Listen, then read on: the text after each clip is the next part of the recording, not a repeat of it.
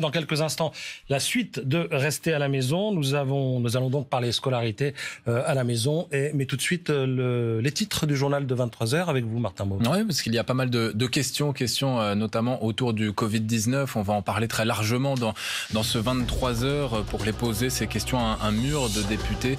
Finalement, une quarantaine en visioconférence face au Premier ministre Édouard Philippe, ainsi que son ministre de la Santé Olivier Véran. C'est ce que l'on appelle une mission d'information. Elle est légitime, a reconnu le chef du gouvernement. Avant d'apporter des précisions sur une interrogation majeure, la préparation de la sortie de confinement.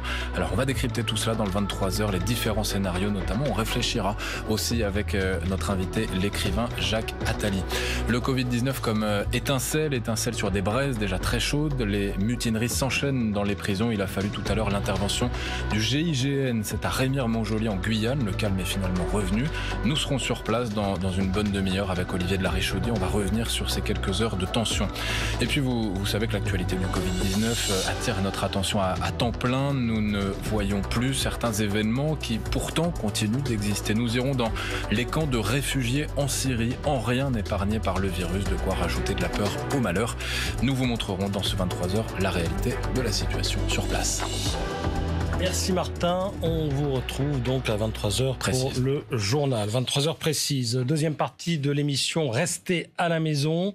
On va parler confinement évidemment et fermeture des écoles. Il a fallu mettre en place évidemment des cours virtuels. Alors c'est mieux que rien et il faut d'ailleurs rendre hommage aux profs, aux instits qui restent mobilisés. On peut aussi avoir une pensée émue pour les parents qui découvrent les plaisirs de la pédagogie. C'est tout un art, c'est un métier. Ça s'apprend et là, ils le découvrent en ce moment, parfois à leurs dépens. C'est de cela que nous allons parler maintenant parce que Pauline Forgue, sur les réseaux sociaux, c'est quelque chose qui fait parler l'école à la maison. Oui, de nombreux internautes publient sur les réseaux sociaux